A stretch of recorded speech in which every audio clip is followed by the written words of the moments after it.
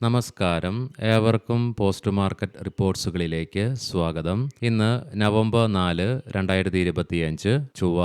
അങ്ങനെ ഇന്ന് നമ്മുടെ മാർക്കറ്റിന് നഷ്ടത്തോടുകൂടി വ്യാപാരം അവസാനിപ്പിക്കേണ്ടതായിട്ട് വരികയുണ്ടായി. പ്രധാനമായും 6 കാരണങ്ങളാണ് നമ്മുടെ മാർക്കറ്റിനെ ഇന്ന് നഷ്ടത്തിലേക്ക് നയിക്കുകയുണ്ടായത്. അവ എന്തൊക്കെയാണെന്ന് വിശദമായി തന്നെ നമുക്ക് ഈ വീഡിയോയിൽ ചർച്ച ചെയ്യാം. സെൻസെക്സ് ഒഴികെ ഇന്ന് ലീഡിംഗ് ആയ എല്ലാ ഇൻഡസീസിലും സ്ലൈറ്റ്ലി ഗ്യാപ് ഡൗണോട് കൂടിയിട്ടുള്ള ഓപ്പണിംഗ് ആയിരുന്നു ലഭ്യമായിരുന്നത്.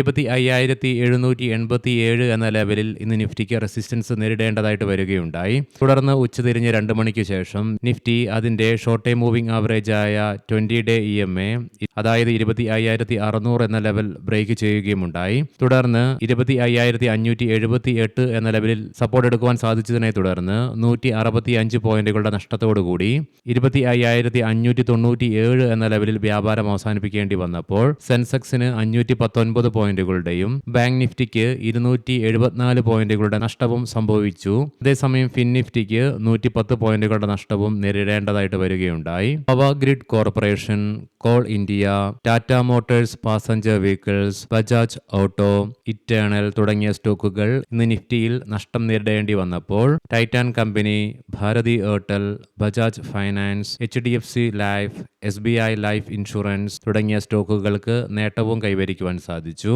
കൺസ്യൂമർ ഡ്യൂറബിൾസും ടെലികോം മേഖലയും മാറ്റി നിർത്തി കഴിഞ്ഞാൽ ബാക്കി എല്ലാ സെക്ടേഴ്സിനും നഷ്ടത്തോടുകൂടി ഇന്ന് വ്യാപാരം അവസാനിപ്പിക്കേണ്ടതായിട്ടും വന്നു. IT, auto, FMCG, metal, power, reality, PSU തുടങ്ങിയ മേഖലകൾക്ക് 0.5% മുതൽ 1% നഷ്ടവും നേരിടേണ്ടി വരികയുണ്ടായി. ബോർഡർ മാർക്കറ്റ്സിൽ ഇന്ന് BSE മിഡ് ക്യാപ്പിന് 0.2%-യും സ്മോൾ ക്യാപ്പിന് 0.5%-വും നഷ്ടം നേരിടേണ്ടി വന്നു. തുടർച്ചയായി ഇന്ന് രണ്ടാമത്തെ ട്രേഡിംഗ് സെക്ഷനിലും ഇന്ത്യൻ രൂപയ്ക്ക് അമേരിക്കൻ ഡോളറിനെതിരെ ശക്തമായ ചെറുത്തുനിൽപ്പ് നടത്തിക്കൊണ്ട് ഫ്ലാറ്റായിട്ട് 88.65 എന്ന ലെവലിൽ വ്യാപാരവും അവസാനിപ്പിക്കുവാൻ സാധിച്ചു. പ്രധാനപ്പെട്ട സ്റ്റോക്കുകളായ SBI, അദാനി പോർട്സ് തുടങ്ങിയവയുടെയൊക്കെ Q2 ഏർണിംഗ്സ് ഇന്ന് പ്രസിദ്ധീകരിക്കുകയുണ്ടായി. അവയെക്കുറിച്ചൊക്കെ നമുക്ക് ഇന്നത്തെ സ്റ്റോക്കിംഗ് ന്യൂസിൽ ചർച്ച ചെയ്യാം. നാളെ നവംബർ 5 ഗുരുനാനക് ജയന്തിയോടനുബന്ധിച്ച് ഇന്ത്യൻ മാർക്കറ്റുകൾക്ക് അവധിയാണ്. ഇനി നമുക്ക് ഇന്ന് നമ്മുടെ മാർക്കറ്റിനെ നഷ്ടത്തിലേക്ക് നയിക്കുവാനുണ്ടായ ഘടകങ്ങൾ എന്തൊക്കെയാണെന്ന് വിശദമായി തന്നെ ചർച്ച ചെയ്യാം.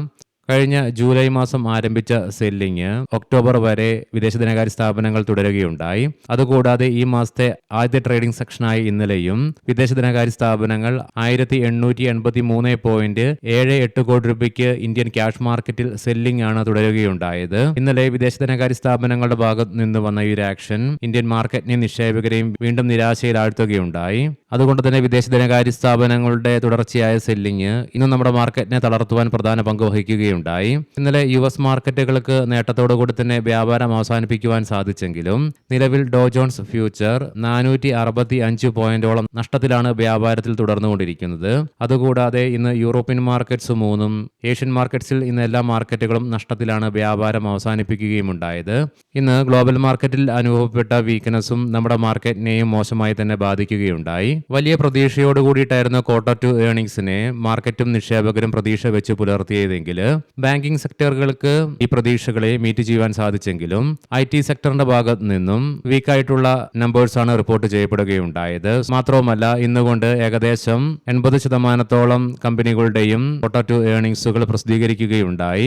മികച്ച ക്വാർട്ടർലി ഏർണിംഗ്സ് പ്രതീക്ഷിച്ചിരുന്ന ഇന്ത്യൻ മാർക്കറ്റിൽ മിതമായ Q2 ഏർണിംഗ്സ് ആണ് ഒട്ടുമിക്ക സെക്ടറുകളും മാത്രമല്ല സ്റ്റോക്കുകളും കാഴ്ചവെക്കുകയുണ്ടായത്. ഈ ഒരു ഘടകവും ഇന്ന് നമ്മുടെ മാർക്കറ്റിനെ സാരമായി തന്നെ ബാധിച്ചു. GST റിഫോംസ് നടപ്പിലാക്കിയതിനെ തുടർന്നും Q2 ഏർണിംഗ്സിലുണ്ടായ പ്രതീക്ഷ മൂലവും ദിവാലിയോടനുബന്ധിച്ച് ഇന്ത്യൻ മാർക്കറ്റിൽ ആരംഭിച്ച അതിശക്തമായ റാലിയുടെ ഫലമായിട്ട് മാർക്കറ്റ് അതിന്റെ 13 മാസത്തെ ഏറ്റവും ഉയർന്ന നിലയിലേക്ക് കഴിഞ്ഞ ആഴ്ച എത്തിച്ചേരുകയുണ്ടായി. സ്വാഭാവികമായിട്ടും പല സെക്ടറുകളും അതിന്റെ ഒരു വർഷത്തെ ഏറ്റവും ഉയർന്ന നിലയിലേക്കും എത്തിച്ചേരുകയുണ്ടായി. മാത്രവുമല്ല കഴിഞ്ഞ ആഴ്ച പകുതിയോടുകൂടി പല മേഖലകളിലും പ്രോഫിറ്റ് ബുക്കിംഗും ദൃശ്യമായിരുന്നു. അതിന് തുടർച്ചയായി ഇന്ന് മെറ്റൽ, ഓട്ടോ സെക്ടറുകളിൽ ഇന്ന് അതിശക്തമായ പ്രോഫിറ്റ് ബുക്കിംഗും ദൃശ്യമായിരുന്നു.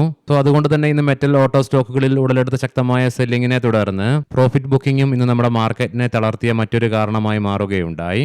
ഏതാനും മാസമായിട്ട് തളർന്നു കിടന്നിരുന്ന IT മേഖല കഴിഞ്ഞ 2 ആഴ്ച കൊണ്ട് വലിയ കുതിച്ചുചാട്ടം തന്നെ നടത്തുകയുണ്ടായി. എങ്കിലും കഴിഞ്ഞ ആഴ്ച US-ൽ നിന്നും ഫെഡ് ഇൻട്രസ്റ്റ് റേറ്റ് കട്ടിനെ തുടർന്ന് ഫെഡ് ചെയർമാൻ ജെറോം പവലിന്റെ ഭാഗത്ത് നിന്ന് വന്ന ഡോവിഷായ കമന്റിനെ തുടർന്നും ഈ വരുന്ന ഡിസംബറിൽ നടപ്പിലാക്കാനിരുന്ന ഇൻട്രസ്റ്റ് റേറ്റ് കട്ടിന്റെ പ്രതീക്ഷയിലേറ്റ മങ്ങലിനെ തുടർന്ന് ഇന്ത്യൻ IT സെക്ടറുകളിൽ ഇന്നും ഇടിവ് തുടരുകയുണ്ടായി. ഇന്ന് സിംഗിൾ ഡേ കൊണ്ട് നിഫ്റ്റി ITക്ക് 378 പോയിന്റുകളുടെ നഷ്ടമാണ് നേരിടേണ്ടതായിട്ട് വരികയുണ്ടായതും. അതുകൂടാതെ നിഫ്റ്റി ITയിലുള്ള 10 സ്റ്റോക്കുകളിൽ എല്ലാ സ്റ്റോക്കുകളും ഇന്ന് നഷ്ടത്തിലാണ് വ്യാപാരം അവസാനിപ്പിച്ചതും. ഇതിനെല്ലാം പുറമെ ഇന്ന് നിഫ്റ്റിയുടെ ഈ മാസത്തെ ആദ്യ ആഴ്ചയുടെ വീക്ക്ലി എക്സ്പയറിനെ തുടർന്നുണ്ടായ വോൾട്ടാലിറ്റിയും നമ്മുടെ മാർക്കറ്റിനെ ഇന്ന് സാരമായി ബാധിക്കുകയുണ്ടായി. ഈ പറഞ്ഞ കാരണങ്ങൾ കൊണ്ടൊക്കെയാണ് ഇന്ന് നമ്മുടെ മാർക്കറ്റ് നഷ്ടത്തോടുകൂടി വ്യാപാരം അവസാനിപ്പിക്കുവാൻ കാരണമായത്. ഗ്ലോബൽ മാർക്കറ്റിലേക്ക് വരുമ്പോൾ മുൻപ് പറഞ്ഞതുകൊണ്ട് തന്നെ വീണ്ടും ആവർത്തിക്കുന്നില്ല. കൊമോഡിറ്റിയിലേക്ക് വരുമ്പോൾ ബ്രെന്റ് ക്രൂഡിന്റെയും ക്രൂഡ് ഓയിലിന്റെയും വിലയിൽ 1.5% ഇടിവാണ് നിലവിൽ അനുഭവപ്പെടുന്നത്. ഗോൾഡിന്റെ വിലയിലും നേരിയ ഇടിവ് അനുഭവപ്പെടുന്നുണ്ട്. $3,991 എന്ന നിലയിലാണ് സ്വർണത്തിന്റെ വില നിലകൊള്ളുന്നത്. ഇന്നത്തെ പ്രധാനപ്പെട്ട സ്റ്റോക്കിംഗ് ന്യൂസുകൾ പരിശോധിക്കാം. മുൻകൂട്ടി ഓർമ്മിപ്പിച്ചുകൊള്ളട്ടെ, ഇത് ഒരു ബൈ ഓർ സെൽ റെക്കമെൻഡേഷൻ അല്ല. പറയാൻ പോകുന്ന റിസൾട്ടുകളൊക്കെ quarter two year on year ബേസിസിലാണ്.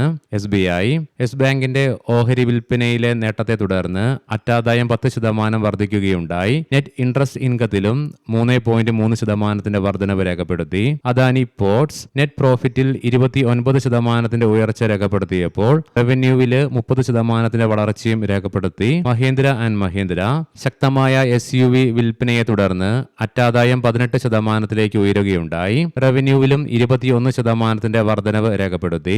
MobiKwik കഴിഞ്ഞ വർഷം ഇതേ ക്വാർട്ടറിൽ 4 കോടി രൂപയായിരുന്ന കമ്പനിയുടെ നഷ്ടം ഈ ക്വാർട്ടറിലേക്ക് വന്നപ്പോൾ 29 കോടി രൂപയായിട്ട് നഷ്ടം വർദ്ധിക്കുകയുണ്ടായി. സൂസ്ലോൺ എനർജി പ്രോഫിറ്റില് 6 മടങ്ങ് വർധനവ് രേഖപ്പെടുത്തിക്കൊണ്ട് 1279 കോടി രൂപ റിപ്പോർട്ട് ചെയ്യപ്പെട്ടു.